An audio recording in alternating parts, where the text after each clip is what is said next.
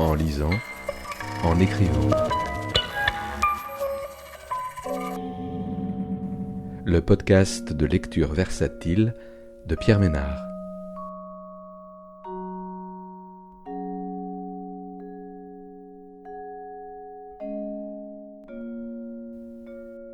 Aujourd'hui, Tenir sa langue de Polina Panasenko, paru aux éditions de l'Olivier en 2022.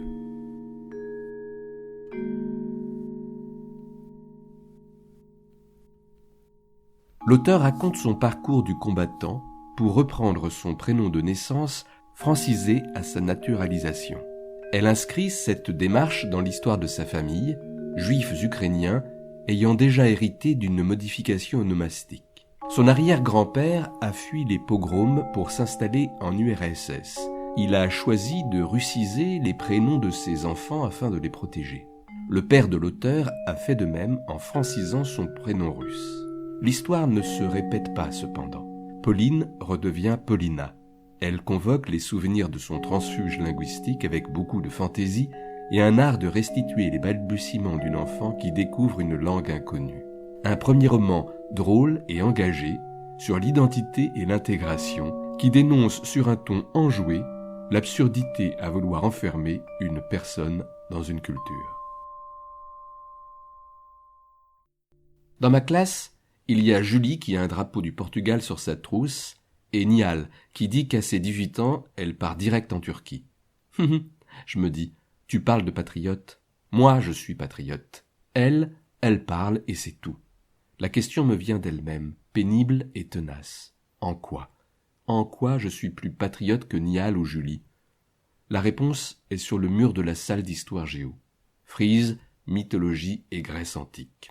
Ce qu'on observe rapidement chez les Grecs anciens et leurs dieux, c'est qu'ils ne se contentent pas de parler, ils agissent.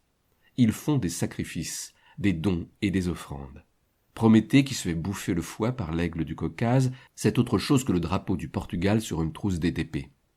Voilà, je me dis, voilà ce qu'il faut faire. Je me dis ça et j'établis un CPHP. CPHP, Code personnel d'honneur patriotique. Il suppose une dévotion totale à la mère patrie. Il comprend l'interdiction absolue de liaison amoureuse avec un Français et encourage toute action effectuée à la gloire du peuple russe. Dans la semaine qui suit, mon CPHP est mis à l'épreuve. Il se trouve que j'ai reçu une boulette, un mot. Jonathan a demandé à Marine de me demander si je voulais sortir avec lui. C'est écrit. Sur l'angle arraché d'une feuille double grand carreau, Marine a dessiné 2 carrés.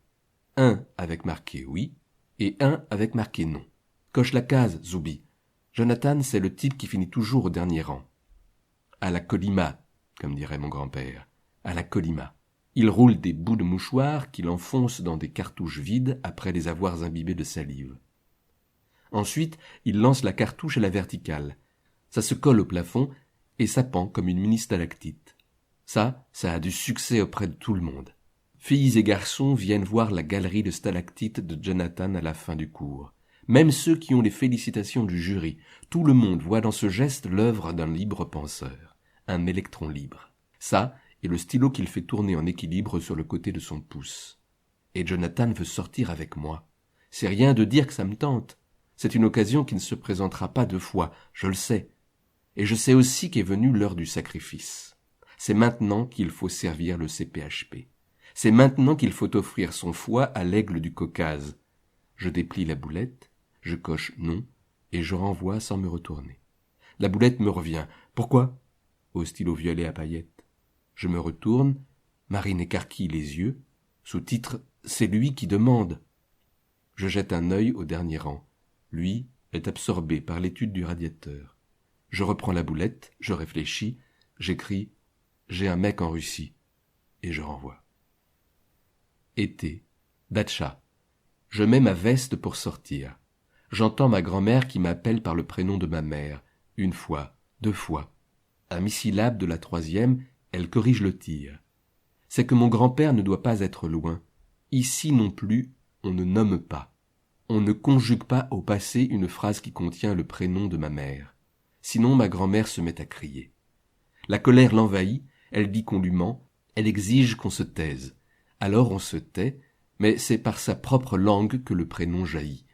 Quand ma grand-mère appelle quelqu'un, c'est toujours le prénom de ma mère qui commence par sortir. Alors, à voix basse, mon grand-père la reprend. Quand j'arrive dans leur chambre, ils sont assis côte à côte sur des chaises en bois cintrées.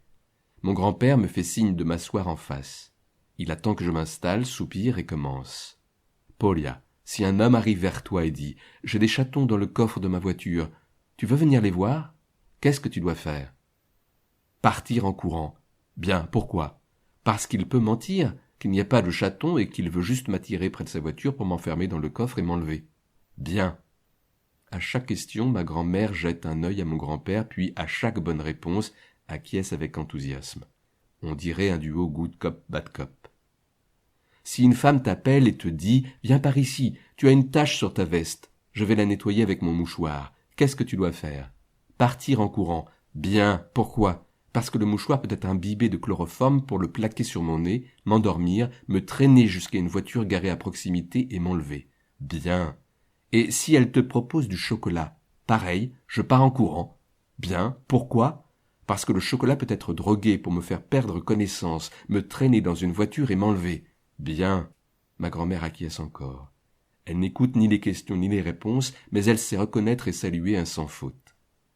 Mon grand-père me regarde quelques secondes en silence avec un air inquiet et ému. Puis il fait claquer ses petits baisers rapides. 2 séries de 3, puis un plus long en point final. Avant qu'il ait terminé, ma grand-mère l'imite. On dirait qu'il me bénisse pour la route. Au dernier claquement de bouche, le test est fini, je peux y aller. Ma copine Lisa m'attend devant le portail du jardin. À la vue du rideau anti-mouche qui s'entr'ouvre, elle se décolle du poteau. « C'est pas trop tôt, qu'est-ce que tu foutais ?» On se met en route en trottinant. Notre regroupement de datcha s'appelle la Pravda 1, la vérité 1, parce que des Pravdas, il y en a plusieurs. Dans la nôtre, plus de 100 maisons en bois de part et d'autre de 4 chemins de terre. On les traverse rapidement jusqu'au dernier, avec les maisons bordées de forêts.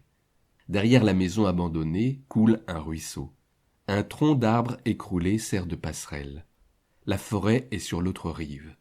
Pour la rejoindre, il faut la traverser.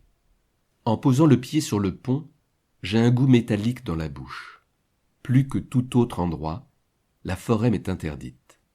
Elle est l'habitat naturel du kidnappeur. Elle est aussi l'endroit qu'a choisi Mitya Utkin pour y retrouver ses amis. Tous ont plus de 16 ans, ou au moins 15. On le sait. Lisa a un grand frère. On dit que Mitya a essayé de se suicider quand Kurt Cobain est mort. Quelque chose en lien avec Nirvana. On ne sait pas exactement qui est Kurt Cobain, mais on sait qu'un monde intense et inconnu, pour lequel on peut être prêt à mourir, existe sans nous. Quelque part, dans cette forêt, ce monde prend vie à la tombée du jour. Je marche derrière Lisa, sur une bifurcation du sentier des cueilleurs de champignons. On marche en silence. Quand l'éclaircie de la lisière a disparu dans notre dos, une clairière apparaît au loin. C'est là, l'endroit où tout a lieu. Sur le sol dégarni, 2 troncs d'arbres posés en angle droit autour d'un feu éteint. Dans les cendres, les convulsions figées d'une bouteille en plastique ambrée, noircie par la fonte. Tout autour, des mégots, des canettes de bière écrasées, des gobelets en plastique, des bouteilles vides de vodka et de Porto 777. Un peu plus loin, un grand paquet de chips déchirés. L'eau de pluie brille dans ses plis argentés. Et tout autour, des cartes à jouer orphelines. Sur le neuf de trèfle, une femme nue à l'air étonné et la bouche entr'ouverte regarde ses seins qui scintillent. Personne autour.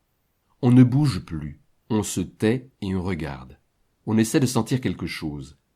Dans un souffle de vent, la clairière s'assombrit, les ombres disparaissent, puis se dessinent à nouveau à soleil découvert.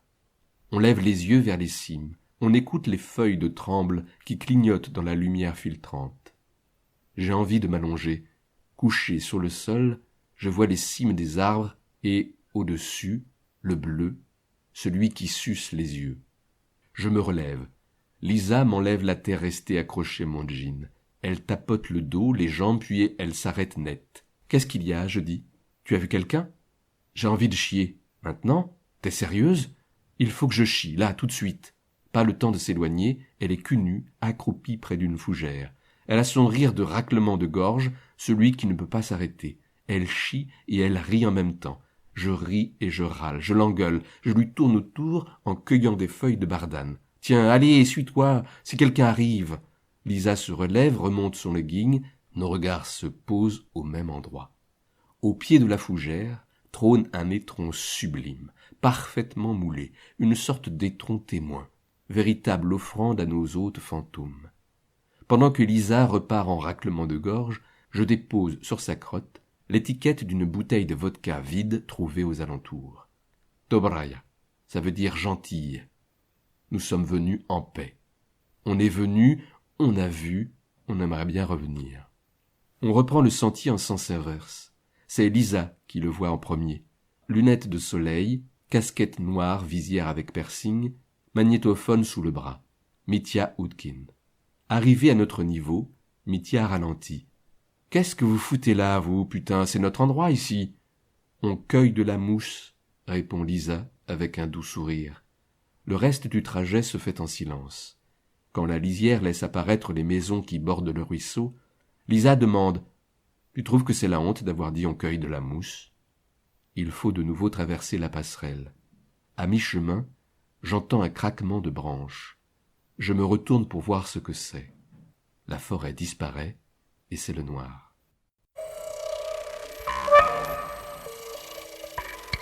En lisant, en écrivant. Le podcast de lecture versatile de Pierre Ménard.